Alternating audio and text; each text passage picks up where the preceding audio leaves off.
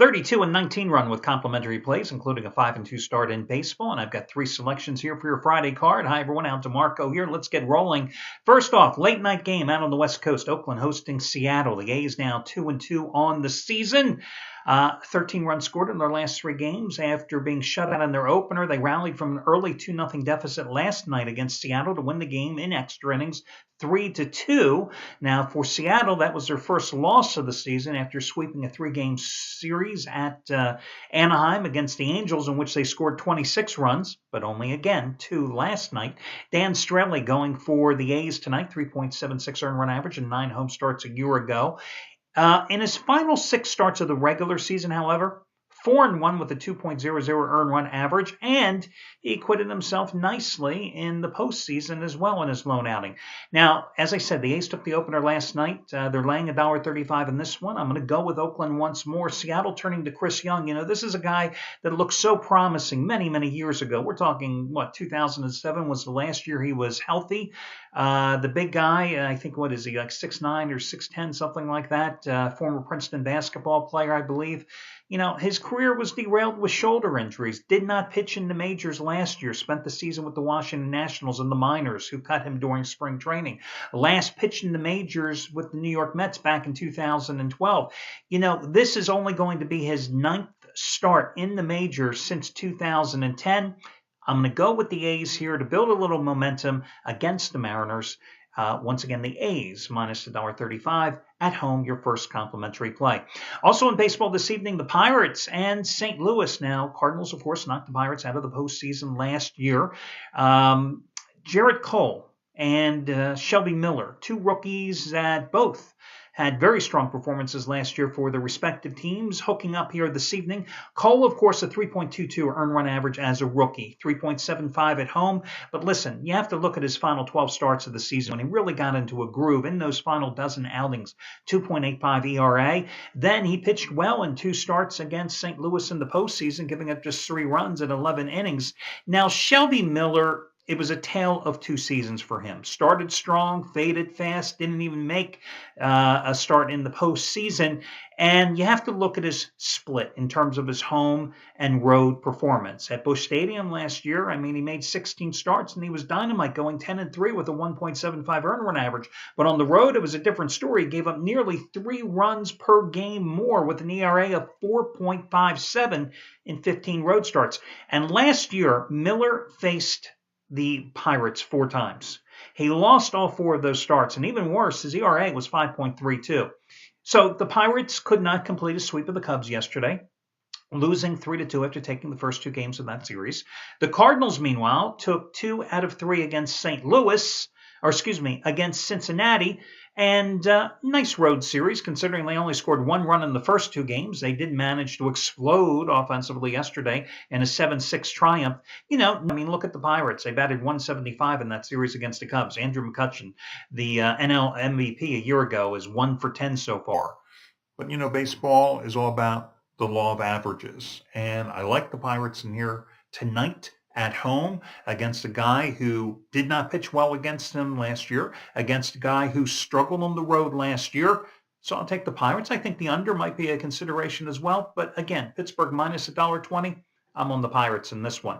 Now, your third baseball free selection is actually going to be on the afternoon card, where I'm willing to take a shot with the Cleveland Indians on the run line in a game that goes at 3:05 Eastern time, and that moves them to $1.10 dog in this one as they open up with Danny Salazar, who last year made a huge rise from Double-A ball to the majors, made 10 starts for the Tribe, had a 3.12 earned run average. Mike Pelfrey is going for the Twins in this one.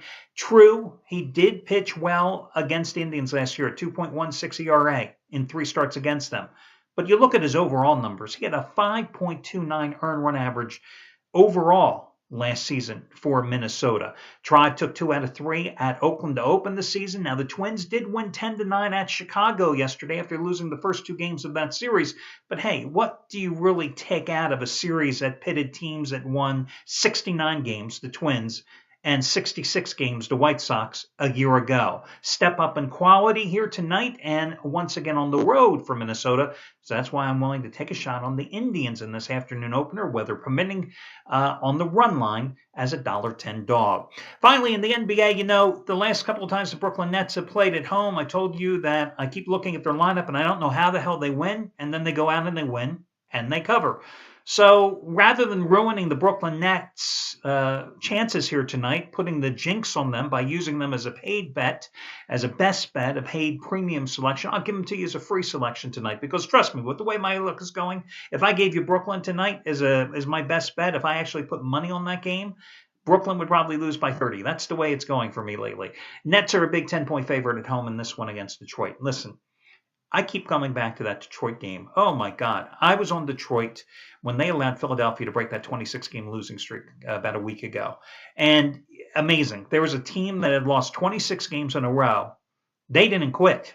The Pistons, they had packed their bags, obviously, the night prior when they got humiliated by the Miami Heat. Now, since then, they've rebounded with a win against the Milwaukee Bucks. Big deal. And by the way, how did the Milwaukee Bucks, everybody focusing on the Philadelphia 76ers are tanking, etc. They lose 26 games in a row, blah, blah, blah. And yet Philadelphia has a couple more wins than the Milwaukee Bucks this season. And you look at the Bucks roster, and it's not filled with a bunch of guys that have played in the developmental league like the 76ers, who have 8 of those guys on their roster currently. But back to this particular game, Pistons coming off a 101-84 loss to Indiana on the road on Wednesday. And you know how poorly the Pacers have been playing. Nets hammered, just hammered. But it was on the road at New York on Wednesday, losing 110-81. Hammered on the boards in that one. 41-23, they were out rebounded. They allowed the Knicks to shoot 60% in that contest. Now, the Pistons have the big front line, but they don't play any defense. They are 3-0 against the Nets this season, but the fact is you've gotten a Nets team that is simply on a roll at the Barclays Center. They've won 14 straight at home, 21 out of 23 at home. They have the best record in the NBA since the start of the new year. Pistons have lost 15 of their last 16 on the road. They've lost 19 of their last 24 overall, giving up an average of 110.4 points a game in that streak. So I think Brooklyn is to play here this evening. Not in a official free play, but I had handicapped the game and I figured, what the hell? Might as well share it with you, point out some of the stuff about the game. I mean, would I play it? Even if I was winning, which I don't remember what that's like. Yeah, it's been a while. I think it's been a couple of years, it seems like. I still want to play him tonight, but again, I do kind of like Brooklyn here. But again, your baseball free selections, I'm going with Pittsburgh, minus $1.20 at home against St. Louis. In an afternoon tilt, I'm taking Cleveland on the run line as a $1.10 dog, laying the 1.5 runs. And then also in baseball in the evening card, late night West Coast action, I'm going with the Oakland A's minus $1.35 over Seattle. That'll do it to you guys, and best of luck.